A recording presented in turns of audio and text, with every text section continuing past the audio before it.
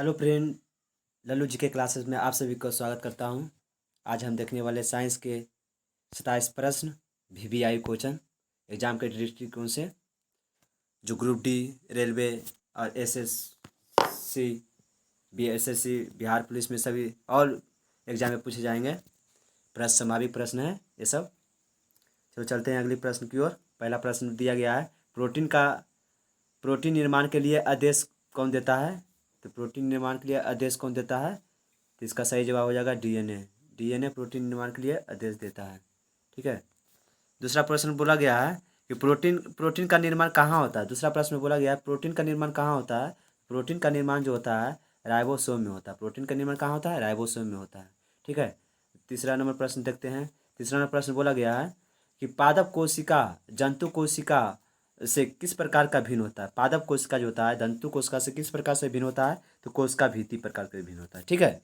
अगले क्वेश्चन की ओर चलते हैं। बोला गया है कि शीतल पोय जैसी कोयला से प्राप्त मात्रा में होता है, क्या होता है? शीतल पोय जैसे कोयला का क्या मतलब होता है? इसका हो जाएगा कैफीन। कैफीन। ठीक है, कैफीन। सब वीवीआई क्वेश्चन है, प्रश्न की दृष्टि से लिए गए क्वेश्चन है, सब छाट के बनाए हुए क्वेश्चन है। ठीक है दोस्त, अगले क्वेश्चन की ओर चलते हैं। बोला गया है कि मछलियों में कितने परसेंट प्रोटीन पाए जाते हैं। ठीक है, मछलियों में कितने परसेंट प्रोटीन पाया जाता है? मछली में कितना परसेंट पाया जाता है? तो 16% पाया जाता है। मछली में 16% प्रोटीन पाया जाता है। अगले क्वेश्चन की ओर बोलते चलते हैं। बोला गया है कि गेहूँ तथा चावल में कौन सा प्रोटीन पाया जाता है? गेहूँ तथा चावल में कौन सा प्रोटीन पाया जाता है? ग्लूटेनिन। क्या है? ग्लूटेनिन। ठीक, ग्लूटेनिन हो गया। अगला क्वेश्चन की ओर चलते हैं।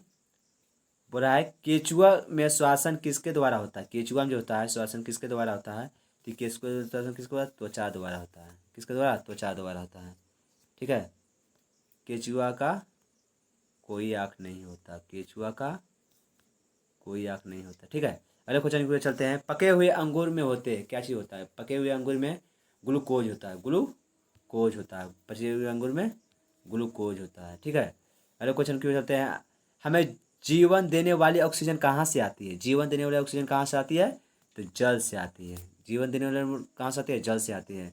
बोला गया प्रकाश संश्लेषण एवं शासन के अनुपात कितना होता है? प्रकाश संश्लेषण एवं शासन का अनुपात बताना, अनुपात में बताना है कितना होता है। तो 10.1 होता है। 10:1 होता है। 10:1 होता है। ठीक है।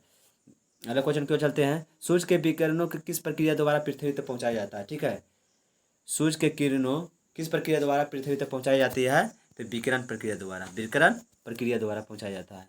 सूर्य का जो किरणें होता है, किरण किस प्रक्रिया द्वारा पहुंचाया जाता है? विकिरण प्रक्रिया द्वारा पहुंचाया जाता है। ठीक है। ये सब क्वेश्चन सब याद कर लीजिएगा। ठीक है। सब वीवीआई क्वेश्चन एग्जाम को दृष्टि से लिया गया प्रश्न है। और जो भी मेरे चैनल को लल्लू जी के क्लासेस को नहीं सब्सक्राइब किए हैं वो सब्सक्राइब कर लीजिएगा, बेल आइकन दबा दीजिएगा, क्योंकि हर खबर आपको तक जो भी हम डालें वो पहुँचते रहें। अगले क्वेश्चन की ओर चलते हैं। बोला गया है दूध में सर्वाधिक मात्रा में पाए जाने वाले खनिज तत्व कौन सा है? ठीक है। दूध में सर्वाधिक मात्रा में पाए जाने वाला खनिज तत्व कौन सा है? जैसे इसको छोटा कर देते हैं तो ये कैल्शियम हो जाएगा। क्या हो जाएगा? कैल्शियम हो जाएगा। कैल्शियम हो जाएगा। ठीक है। अगले प्रश्न की ओर चलते हैं कि बोला गया है कि सबसे पतली चादर किस धातु की बनाई जाती है? सबसे पतली चादर जो होता है किस धातु की बनाई जाती है? सबसे पतली धातु तो हो जाएगा सोना का बनाया जाता है। ठीक है। सोना का बनाया जाता है। ठीक। अगले क्वेश्चन बोला गया है गोली किससे बनाई जाती है? गोली जो होता है किससे बनाया जाता है? गोली जो होता है गोली बना लेड आर्सेनिक मिश्र धातु से बनाया जाता है। लेड आर्सेनिक मिश्र धातु से बनाया जाता है। ठीक है। अगला क्वेश्चन क्या रहा है कि ब्यूटी पार्लर में प्राय किसका प्रयोग हेयर सेटिंग के लिए किया जाता है? ब्यूटी पार्लर में किसका प्रयोग हेयर सेटिंग के लिए किया जाता है? तो ये हो जाएगा सल्फर का प्रयोग। सल्फर का प्रयोग हेयर सेटिंग के लिए किया जाता है। ठीक है। अगले क्वेश्चन की ओर चलते हैं। क्वेश्चन बोला है जल में वाष्पित नहीं होगा यदि आर्द्रता हो। ठीक है। आर्द्रता 100% हो तो जल में वाष्पित नहीं किया जाता। ठीक है। अगला क्वेश्चन की ओर टूथपेस्ट बनाने के लिए प्रयुक्त होता है। टूथपेस्ट बनाने के लिए किसका प्रयोग होता है? तो ये हो जाएगा कैल्शियम फास्फेट का। कैल्शियम फास्फेट का हो जाएगा। ठीक है। जैसा हम गड़बड़ा भी जाएंगे दोस्तों बीच बीच में, आप लोग उतना बुरा मत मानिएगा। ठीक है। आप लोग बातें को समझते जाइएगा। अगले क्वेश्चन की ओर चलते हैं। एक बैरल में होता है, एक बैरल में लीटर में बताना है। यहाँ बोला गया लीटर में बताना है। एक बैरल में कितना लीटर होता है? तो 149 लीटर होता है। एक बैरल में 149 लीटर होता है। ठीक है। अगले क्वेश्चन की ओर होता है जब कोई वस्तु ऊपर से गिराई जाती है तो उसका भार। जब कोई वस्तु जो होता है ऊपर से गिराया जाता है तो उसका भार क्या होता है, उसका भार अपरिवर्तित हो जाएगा। क्या हो जाएगा, अपरिवर्तित होगा। पत्थरों से ठोकर मारने वाले व्यक्ति को चोट लगने का कारण बताना। ठीक है, पत्थर के ठोकर मारने वाले व्यक्ति को चोट लगने का कारण बताना है, प्रतिक्रिया। क्या होगा, प्रतिक्रिया। जब कोई पत्थर पर चोट मारेगा तो उसका प्रतिक्रिया हमें चोट पहुंचाते हैं। ठीक है, अगले क्वेश्चन की ओर चलते हैं। पानी पर तैरती हुई वस्तु का भासी भार कितना होता है? पानी पर तैरती हुई वस्तु का भासी भार क्या होता है? पानी के तैरती हुई वस्तु का भासी भार क्या होता है? शून्य होता है। ठीक है, अगले क्वेश्चन की ओर चलते हैं। फुहारा किस सिद्धांत पर कार्य करता है? फुहारा जो होता है किस सिद्धांत पर कार्य करता है? फुहारा जो होता है बर्नौली सिद्धांत पर कार्य करता है। ठीक है, बर्नौली सिद्धांत पर कार्य करता है। बातों को समझते जाइएगा और क्वेश्चन को सभी रख लीजिएगा। ऐसा क्वेश्चन जो एग्जाम में बार बार पूछे जाते हैं। अगले क्वेश्चन की ओर चलते हैं। अगला क्वेश्चन बोल रहा है कि एक भारहीन गुब्बारा में 20 ग्राम जल भरा गया है। ठीक है, इसका जल का भार होगा कितना, बताना है। तो जल का भार क्या हो जाएगा, शून्य हो जाएगा। ठीक है, 20 ग्राम जो जल भरा जाता है गुब्बारा में तो इसका भार हो जाएगा, शून्य हो जाएगा। ठीक है, अगला क्वेश्चन की ओर चलते हैं। प्रकाश को किरणें की प्रकृति कैसी होती है? प्रकाश के किरणें की प्रकृति कैसी होती है? तो ये दोहरी होती है। क्या होती है, दोहरी होती है। प्रकाश, अगला क्वेश्चन की ओर चलते हैं।